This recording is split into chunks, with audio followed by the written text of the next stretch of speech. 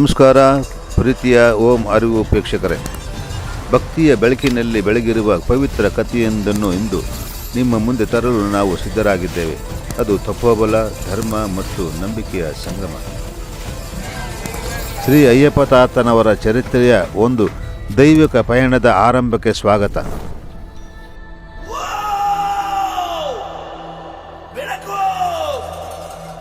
ಬೆಳಕಲ್ಲಿ ಕಣ್ಣ ಮುಂದೆ ಇರುವುದೆಲ್ಲ ಕಾಣ್ತದೆ, ಆದರೆ ಇದು ಬೆಳಕಲ್ಲ, ದರ್ಶನ.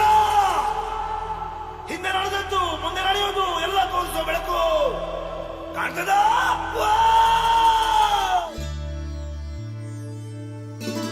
ನಂಬಿಕೆಯ ದಾರಿಯಲ್ಲಿ ಸಾಗುವ ಯಾತ್ರಿಕರಿಗಾಗಿ ಈ ದಿನ ನಿಮ್ಮನ್ನು ಕರೆದೊಯ್ಯುತ್ತಿರುವುದು ರಾಯಚೂರು ಜಿಲ್ಲೆಯ ಸಿಂಧನೂರು ತಾಲೂಕಿನ ಒಂದು ಪುಣ್ಯತಾಣ.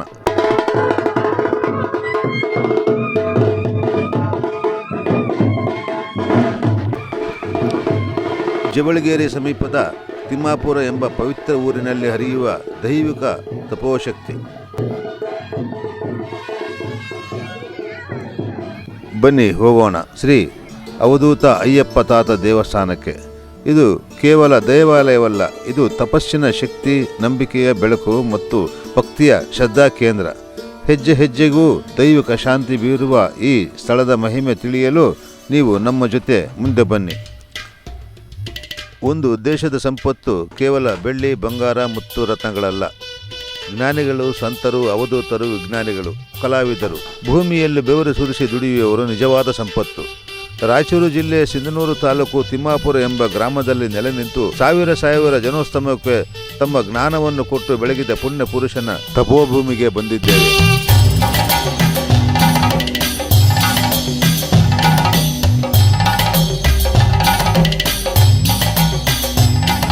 ಭರತಖಂಡದಲ್ಲಿ ಅನೇಕ ಸಂತರು, ಜ್ಞಾನಿಗಳು, ಅವಧೂತರು, ಯೋಗಿಗಳು ಆಗಿ ಹೋಗಿದ್ದು, ಕೆಲವರು ತಮ್ಮ ಯೋಗ ಮತ್ತು ತಪಪ್ರಭಾವದಿಂದ ಹಾಗೂ ಸಾಧನೆಗಳಿಗಿಂತ ಅನಂತ ಜನತೆಯ ದುಃಖ ದಮ್ಮಾನಗಳನ್ನು ಅತೀಂದ್ರಿಯ ಶಕ್ತಿಗಳಿಂದ ದೂರ ಮಾಡಿ ಜನಮಾಸದಲ್ಲಿ ಮಹಾಮಹಿಮರೆಂದು ಉಳಿದುಕೊಂಡಿದ್ದಾರೆ. ಈ ನಿಟ್ಟಿನಲ್ಲಿ ಕರ್ನಾಟಕದಲ್ಲಿಯೇ ಅತ್ಯಧಿಕ ಮಹಿಮಾನ್ವಿತರು ಆಗಿ ಹೋಗಿರುವರು.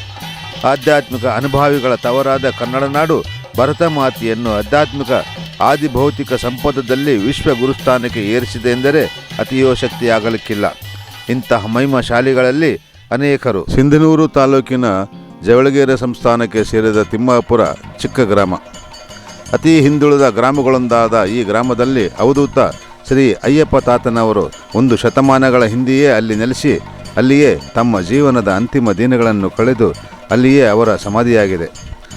ಅವರ ಜನನ ಗಣನದೆನ್ನಿ ಗ್ರಾಮದವರು ಜೀವನ ಸಾಗಿಸಲು ಅವರ ಪೂರ್ವಿಕರು ಊರಿಂದ ಊರಿಗೆ ಸಂಚರಿಸುತ್ತಾ ಕಾತರಕಿ, ನಜಿಚಾಗಿ ಮತ್ತು ಎದ್ದಲದೊಡ್ಡಿ ಇನ್ನೂ ಹಲವು ಗ್ರಾಮಗಳಲ್ಲಿ ಜೀವನದ ಬಂಡಿಯನ್ನು ದೂಡಿ ಕೊನೆಯಲ್ಲಿ ತಿಮ್ಮಾಪುರದಲ್ಲಿ ನೆಲೆ ನಿಂತು ಕೊನೆಯ ದಿನಗಳನ್ನು ಕಳೆಯುವುದರೊಂದಿಗೆ ಶ್ರೀ ಅವಧೂತರು ಈ ಗ್ರಾಮದ ಮನೆ ದೇವರಾಗಿ ಪರಿವರ್ತನೆಗೊಂಡರು.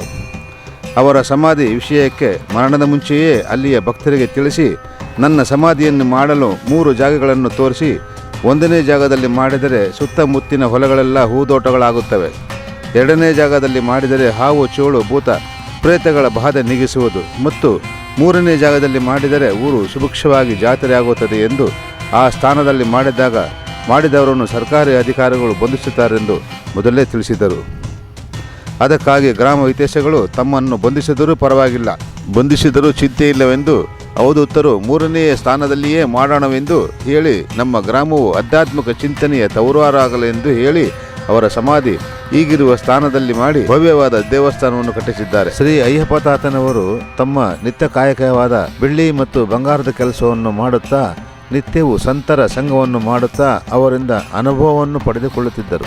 ಆಗ ಅವರಿಗೆ ತನಗೆ ಗುರುವಿನ ಅನುಗ್ರಹ ಬೇಕು ಎಂಬ ಭಾವನೆ ಮನದೊಳಗೆ ಮೂಡಿತು. ಗ್ರಂಥಗಳನ್ನು ಓದಿದರೂ ಗುರುವಿನ ಉಪದೇಶ ಪಡೆಯದೇ ಅದು ವ್ಯರ್ಥವೆಂದು ಅವರು ಗುರು ಶೋಧನೆಗಾಗಿ ಚಿಂತಿಸತೊಡಗಿದರು. ಸಾಧು ಸಂತರ ಬಳಗದಲ್ಲಿ ಇರುತ್ತಾ ಅವರನ್ನು ಉಪಚರಿಸುತ್ತಾ ಸಾಧು ಸಂಘದ ಫಲವನ್ನು ಅರಿತುಕೊಂಡರು. ಭೇದ ಗುಣಗಳನ್ನು ದೂರ ಮಾಡಿ ಆದಿ ಅಂತ್ಯಕ್ಕೆ ಮೀರಿದಾತನೇ ಶಂಭುವೆಂದು ತಿಳಿದರು. ಬನ್ನಿ ಶ್ರೀ ಅವಧೂತ ಅಯ್ಯಪ್ಪ ತಾತನವರ ಜಾತ್ರಾ ಮಹೋತ್ಸವಕ್ಕೆ.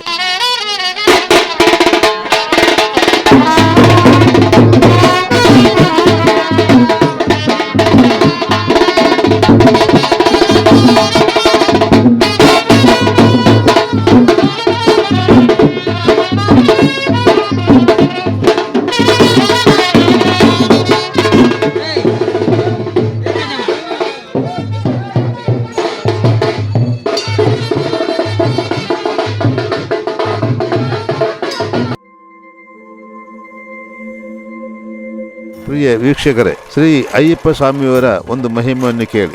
ಒಮ್ಮೆ ಮಳೆ ಬಾರದೆ ಮಳೆಗಾಲವು ಮುಗಿದು ಹೋಗುತ್ತಿತ್ತು. ಬರವು ತಲೆದೋರಿ ಕುಡಿಯುವ ನೀರಿಗೆ ಸಹಿತ ತೊಂದರೆಯಾಯಿತು. ಇನ್ನು ಅಡವಿಯಲ್ಲಿ ಭೂಮಿಯು ಬಾಯ್ಬಿರಿಯಿತು. ಮೃಗ ಪಕ್ಷಿಗಳು ನೀರಿಲ್ಲದೆ ಸಾಯ ಹತ್ತಿದವು. ಮನೆಯಲ್ಲಿ ತಿನ್ನಲು ಕಾಳು ಕಡೆಗಳಿಲ್ಲ. ಅಡವಿಯಲ್ಲಿ ಪಶುಗಳಿಗೆ ಹುಲ್ಲು ನೀರುಗಳು ದೊರೆಯದಾಗಿದ್ದವು.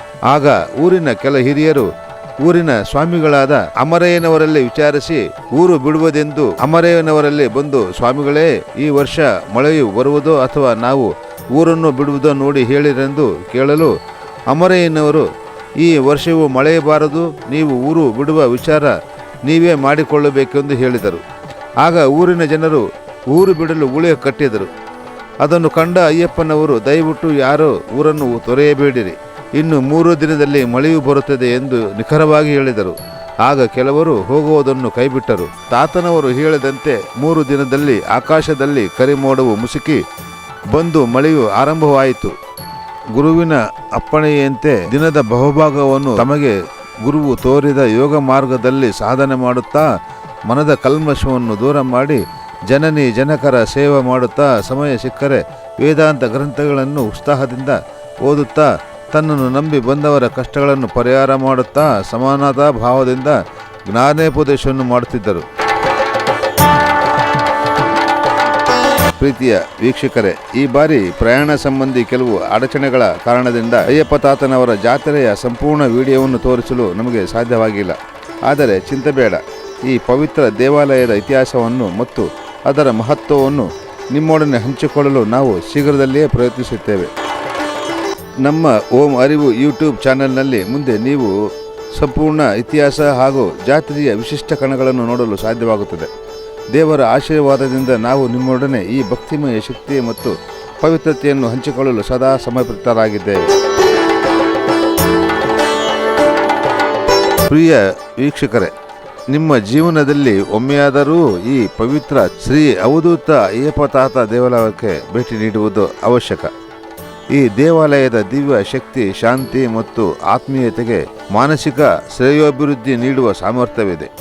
ಇಲ್ಲಿ ನೀವು ಅನುಭವಿಸುವ ಆಧ್ಯಾತ್ಮಿಕತೆ ಮತ್ತು ದೇವರ ಅನುಗ್ರಹವು ನಿಮ್ಮ ಹೃದಯವನ್ನು ಶುದ್ಧಗೊಳಿಸಿ ನಿಮ್ಮ ಜೀವನಕ್ಕೆ ಹೊಸ ದಾರಿ ತೋರಿಸುತ್ತದೆ. ದಯವಿಟ್ಟು ಈ ಪವಿತ್ರ ಸ್ಥಳಕ್ಕೆ ಭೇಟಿ ನೀಡಿ ಮತ್ತು ದೇವರ ದಯದಿಂದ ನಿಮ್ಮ ಜೀವನವನ್ನು ಬದಲಿಸಿಕೊಳ್ಳಿ. ನಮ್ಮ ಆಮಂತ್ರಣವನ್ನು ಅಂಗೀಕರಿಸಿ ಈ ದೈವಿಕ ಅನುಭವವನ್ನು ನೀವು ತಪ್ಪದೇ ಅನುಭವಿಸಬೇಕು.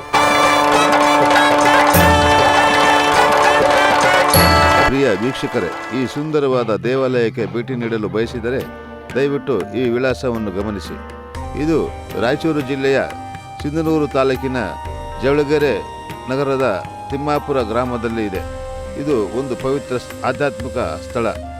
ಶಾಂತಿಯನ್ನು ಅನುಭವಿಸಲು ಈ ಪವಿತ್ರ ಕ್ಷೇತ್ರಕ್ಕೆ ತಪ್ಪದೇ ಭೇಟಿ ನೀಡಿ.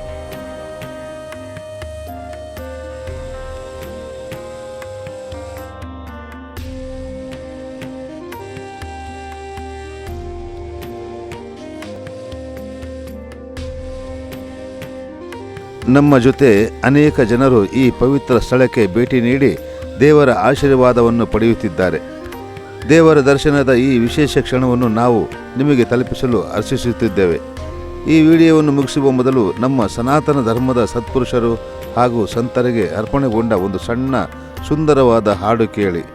ಓಂ ಅರಿವು ಚಾನೆಲ್ನಿಂದ ನಮಸ್ಕಾರ. ನಿಮ್ಮ ಪ್ರೀತಿಗೆ ಧನ್ಯವಾದಗಳು. ನಮ್ಮನ್ನು ಹೀಗೆ ಪ್ರೋತ್ಸಾಹಿಸುತ್ತೀರಿ. ಧನ್ಯವಾದಗಳು.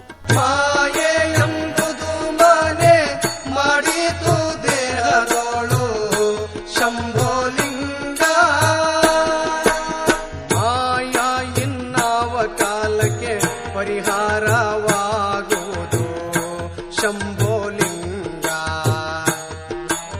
ಮಾಯಾ ಇನ್ನಾವ ಕಾಲಕ್ಕೆ ಪರಿಹಾರವಾಗುವುದು ಶಂಭೋಲಿಂಗ. ನೀನೇಯನಾದಿ ನಾನೇನು ಬೇಡಲಿ ಶಂಭೋಲಿಂಗ.